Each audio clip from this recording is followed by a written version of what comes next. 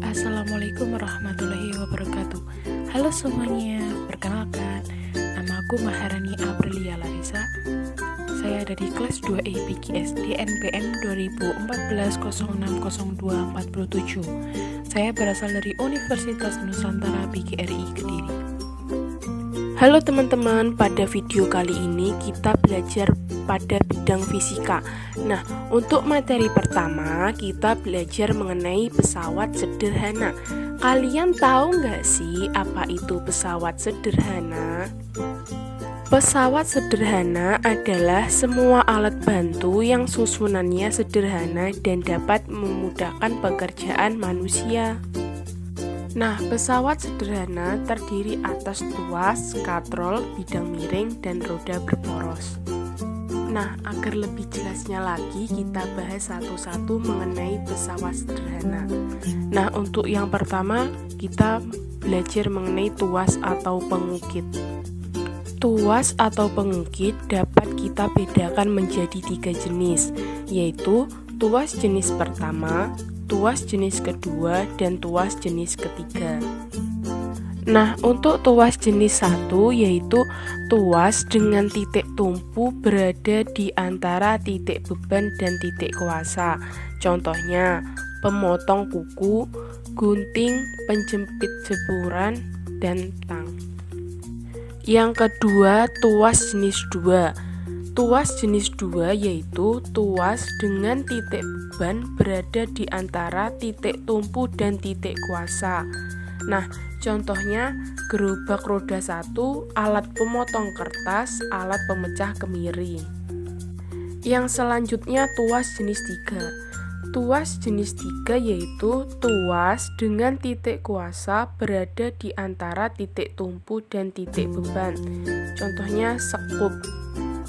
Nah, fungsi tuas atau pengukit itu apa? Fungsinya yaitu untuk mengungkit, mencabut, atau mengangkat benda yang berat. Oke, untuk materi selanjutnya mengenai katrol. Katrol merupakan roda berputar pada porosnya.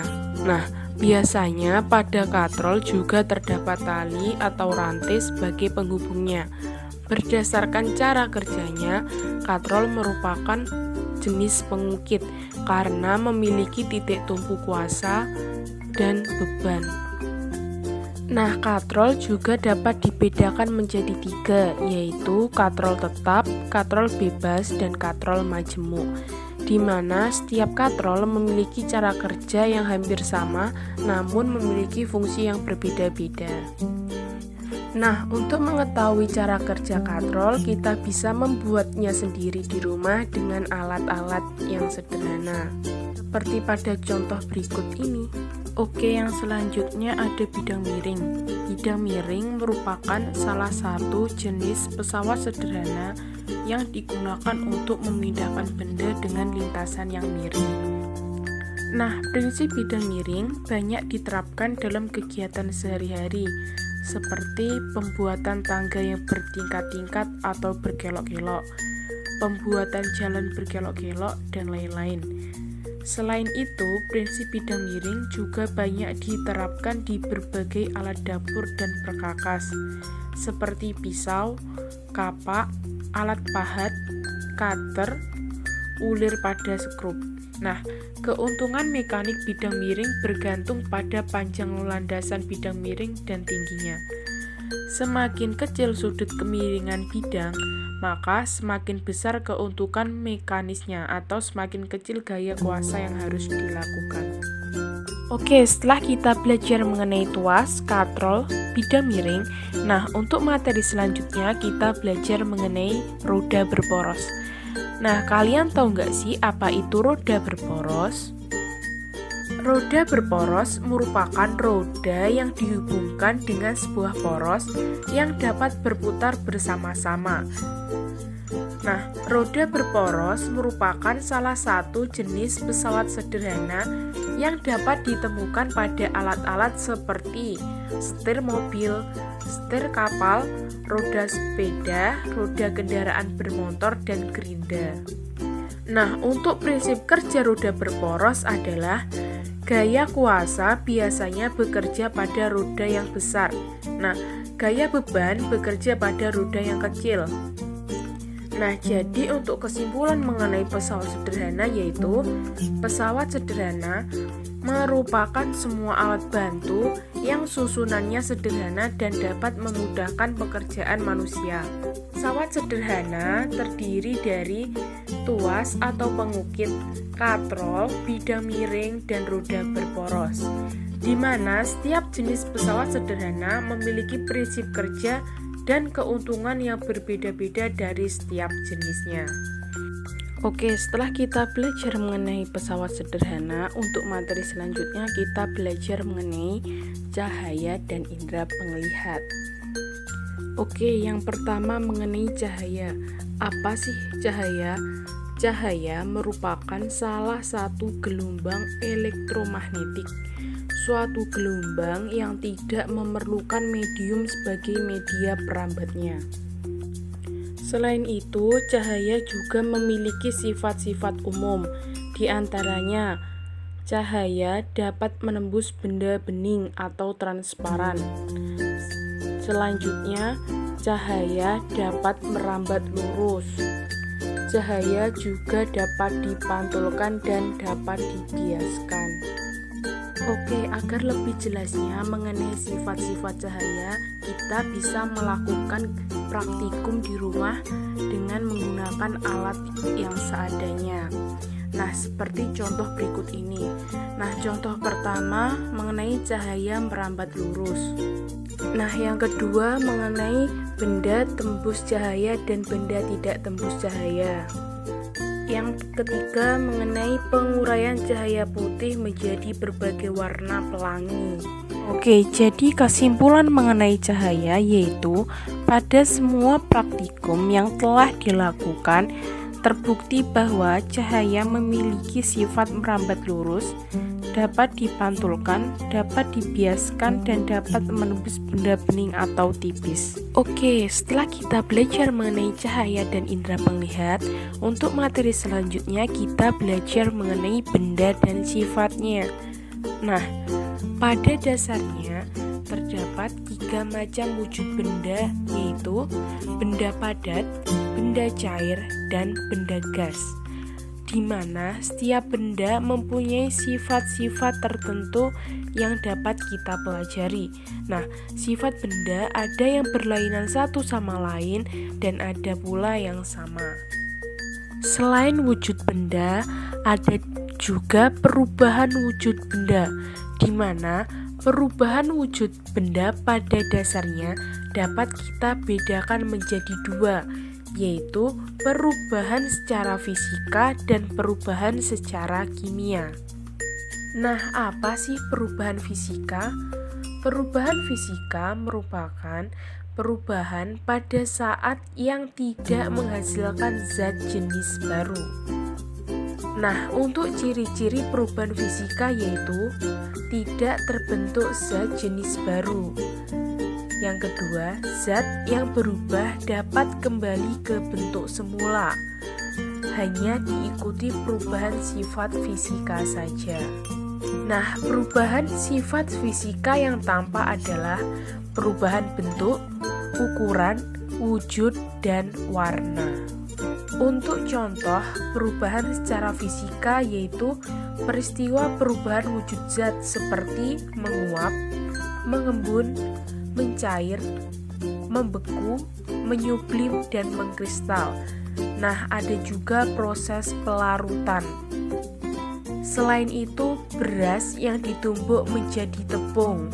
Ada juga kayu gelondongan digergaji, dipotong-potong, kemudian digunakan untuk membuat meja.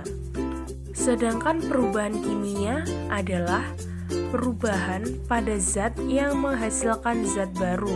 Nah, sifat-sifat zat baru yang dihasilkan berbeda dari zat sebelumnya. Nah, untuk contoh perubahan kimia yaitu pembakaran kertas, di mana kertas yang dibakar akan menghasilkan zat baru, yaitu abu. Yang kedua ada perkaratan besi.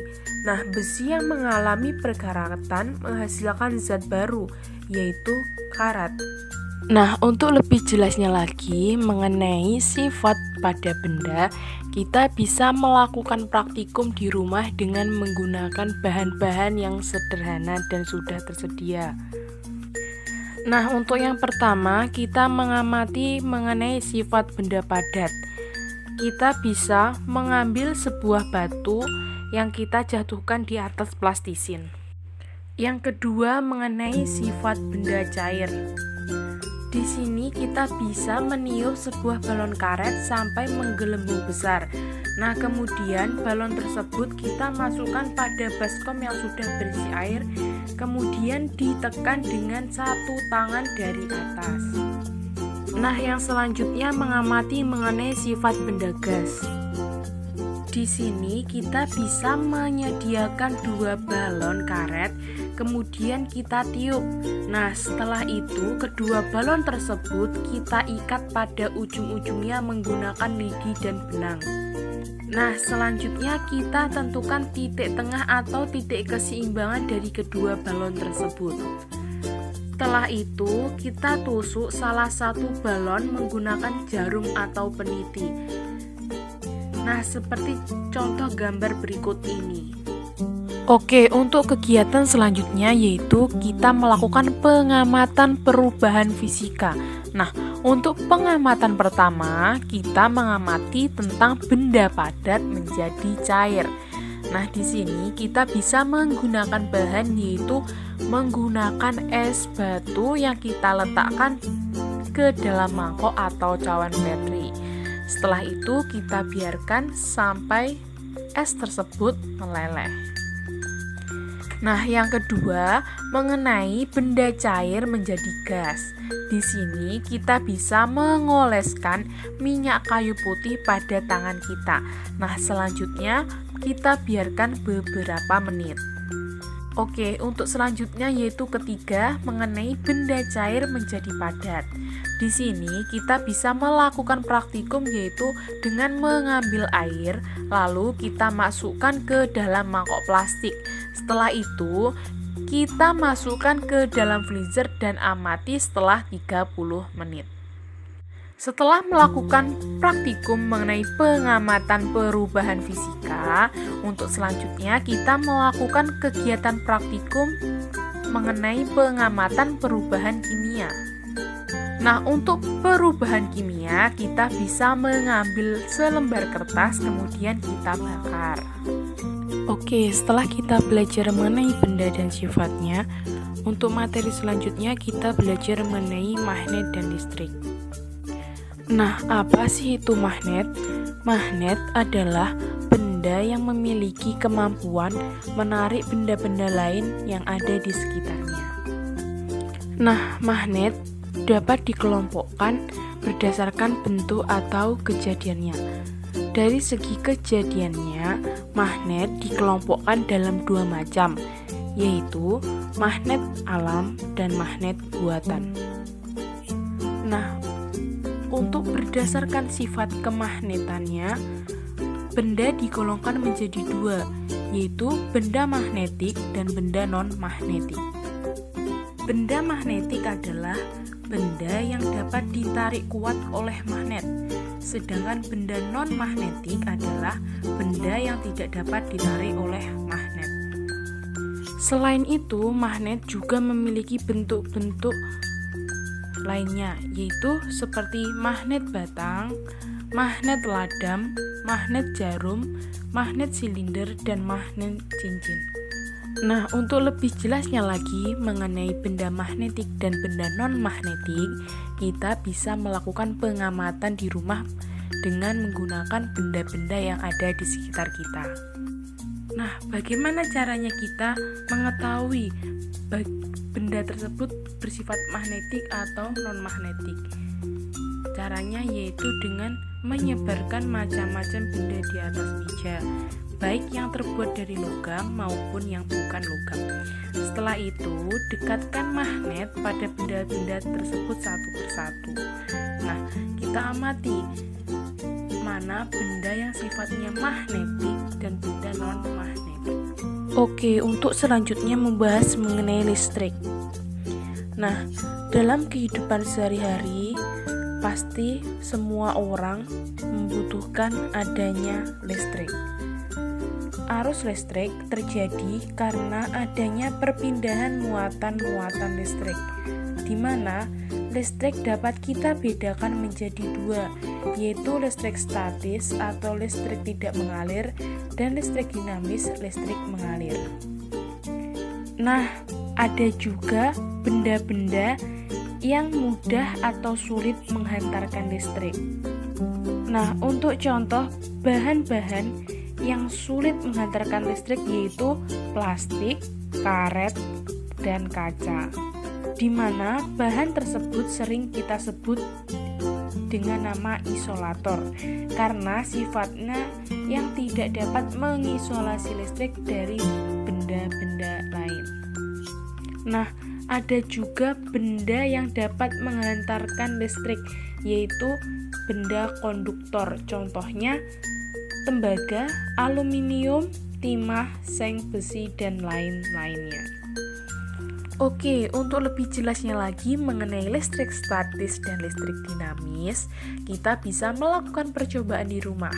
Nah, untuk percobaan pertama yaitu percobaan listrik statis. Untuk percobaan listrik statis, kita bisa menggunakan penggaris atau kain wol yang kita gosokkan secara searah di rambut kita. Oke, untuk selanjutnya yaitu percobaan mengenai rangkaian listrik seri dan rangkaian listrik paralel. Nah, berikut ini contoh rangkaian listrik seri dan rangkaian listrik paralel. Oke, jadi kesimpulan mengenai magnet dan listrik yaitu magnet merupakan suatu benda yang mampu menarik benda lain di sekitarnya yang memiliki sifat khusus.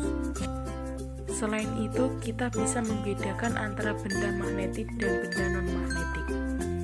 Ada juga mengenai rangkaian listrik seri dan rangkaian listrik paralel.